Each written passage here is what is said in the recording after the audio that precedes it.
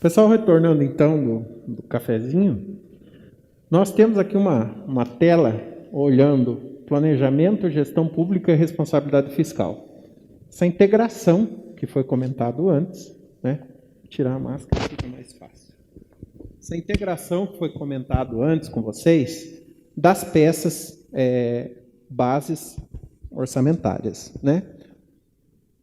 Nada impede de nós termos uma peça além, como foi comentado, que vocês estão com um projeto aí, mas o que a legislação diz é isso aqui, né?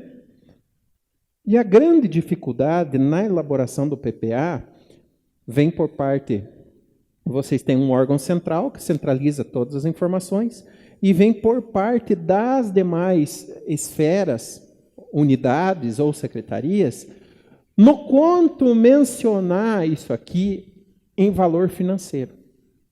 Então, vêm as ações, vocês têm a projeção da receita. Então, nessa avaliação da despesa aqui, para jogar para o PPA 2022 a 2025, muitas coisas que eu escuto é o seguinte: que valor que eu vou ponderar se eu vou tentar construir determinada coisa daqui a 4 anos? Como é que eu vou projetar isso? Como é que eu vou pegar o CUB da construção civil? Como é que eu vou pegar a alta do material de construção para gerar isso? Você vai efetuar a preço do dia, ou seja, a realidade de hoje. Nós não temos como projetar isso aí daqui a 4 anos, pro PPA, né? Então, o que acontece? Quando eu falei que ele é volátil, que ele está sempre em ebulição, é justamente isso. Sempre eu vou ter ajustes em cada uma das leis de diretrizes orçamentárias, em cada uma do orçamento.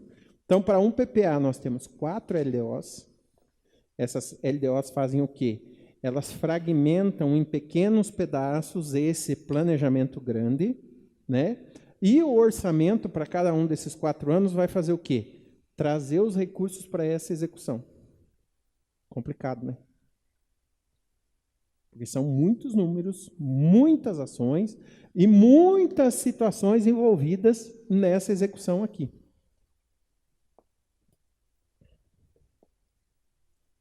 Você falou a questão da interação. No nosso caso específico, o nosso sistema, ele faz a nível de elemento. Então, a gente tem um PPA agora para elaborar. Então, desde o PPA, a gente faz até nível de elemento. Até para fazer essa consolidação depois, compatibilização que a gente fala. Sim. Então, o pessoal, que nem se falou, é 4 anos, mas já vai começar a se pensar, a gente tem um plano de governo, né, para cumprir, e já na elaboração dele, até a nível financeiro, desses próximos 4 anos, que nem se falou, 4 LDOs e 4 LOAs. E aqui também a gente faz assim, né? Então, alguma alteração durante o ano, a compatibilização a gente faz em uma única lei. Uhum. A gente, né, por si só, já está alterando a LOA, então já está alterando o meu orçamento, e na própria lei a gente fala, então altera a lei e tal e eu... Entendi. Essa questão por elemento é muito interessante, porque o que facilita para vocês? Facilita todas as esferas, que você vai ter que só fazer ajustes nela. Então, você está com o orçamento pronto ali para os 4 anos, né? Você vai ter que fazer ajustes ali posteriormente. Só que essa questão de nível de elemento, quando a gente tem um PPA montado nessa estrutura de nível de elemento, tem que ter uma cautela muito grande com o planejamento de despesa corrente continuada. Por exemplo, o que eu tenho que prever? Eu tenho que prever uma reposição inflacionária, o plano de carreira dos servidores, a questão do fundo de previdência, a alocação de desconto do servidor, de aporte, tudo isso, eu tenho que alocar nessa projeção com essas leis. Então, são leis que são fora aqui, mas tem que integrar essa questão justamente para ter sucesso daqui 3 anos. Porque se eu não rever esse planejamento a nível de elemento, eu também faço dessa maneira, tá? Não sei se o sistema é o mesmo, mas é um sistema alocado que eu utilizo, na maior parte dos municípios é esse, e que tem essa possibilidade de efetuar por elemento. Tem municípios que o sistema não deixa fazer por elemento, é só os programas e as ações. Ou seja, só aquilo que o tribunal exige. Então, quando você chega todo ano, você tem que alocar todos os recursos e trabalhar isso, não só fazer ajustes, né? O que acontece aqui? Quando você faz essa interação por elemento, ter o cuidado para o cenário daquele exercício financeiro estar refletido ali dentro para você não ter muito crédito especial. As pessoas perguntam assim, numa cidade de nível porte médio, pequeno a médio, como que eu vejo a efetividade de um PPA, de um orçamento, se eu não tenho essa avaliação? Eu respondo simplesmente pela quantidade de decreto ou pela quantidade de projeto de lei que é encaminhado pela Câmara. E nesses estudos que eu estou fazendo para o mestrado, ano passado, como eu fiquei bastante tempo em casa por causa da pandemia, estava todo mundo em home office e tal, eu estudei muito essa questão, olhando com números, que tinha municípios que no mês 4 ele tinha feito mais de 100 decretos. Mas municípios, sim, 20 mil habitantes, 18 mil habitantes. Poxa, o cara não fez planejamento nenhum, não tem orçamento nenhum. O cara está fazendo remanejamento de despesa de pessoal no mês de março. Então, o detalhamento de nível de elemento, como você já falou já hoje, tem que ter um planejamento aguçado para isso. E outra coisa que tem que ter um cuidado muito grande, que o sistema, provavelmente o sistema dá essa opção. E tem muito contador, muito município, independente de tamanho, grande ou pequeno, que ele simplesmente vai dentro desse PPA que foi feito por elemento e vai lá e tem uma abinha, jogar percentual de aumento. Ele vai e joga 10%, 15% aumento no orçamento.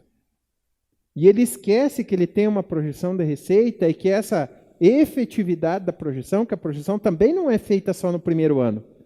Todo ano você tem que conferir se a projeção chegou naquele índice, ou se ela acendeu uma luz vermelha, você tem que retrair o orçamento, né? Então, essa interligação de projeção e planejamento da despesa todo ano tem que ser feito. Então, eu não posso, e eu vejo muito acontecer isso no interior, né? O cara vai lá, pega tanto a receita como a despesa e 10% a mais, 15% a mais. Eu vou dar um exemplo para vocês do ano de 2018. Vocês não devem ter sentido isso, porque a arrecadação de vocês não depende 100% do governo federal. Mas tem municípios pequenos que a receita deles é o FPM e a migalha de ICMS que o Estado manda. E determinado contador ele foi e jogou 10% para cima no orçamento. E teve uma retração de 17% na receita.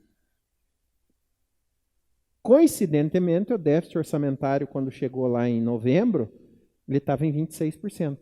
Ou seja, fechou exatamente o 10% que ele subiu, numa margem de erro, com o 17% que retraiu da arrecadação.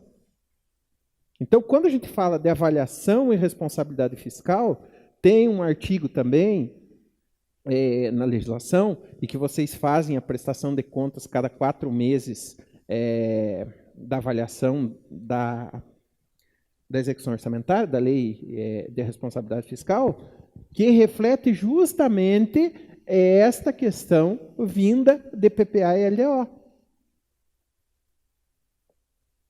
E fala, inclusive na própria LDO, no corpo da LDO de vocês, fala que ocorrendo a frustração de receitas, em todas as LDOs é obrigado a colocar isso, haverá limitação de empenho. E daí vocês definem que tipo de limitação de empenho. Se o controle interno não for efetivo ou não tiver autonomia, quando eu falo efetivo, não que ele é concursado, todos são concursados, mas efetiva liberdade para trabalhar, o que acontece? Pegando um município pequenininho, é mais fácil eu, num mês, controlar 80 mil de furo e fazer voltar, ou chegar no final do exercício e estar com 2 milhões de furo? E tinha muita maquiagem que se fazia. Eu sempre fui contra tudo isso, contra o sistema, digamos assim, de contabilidade e de planejamento, que tratam só como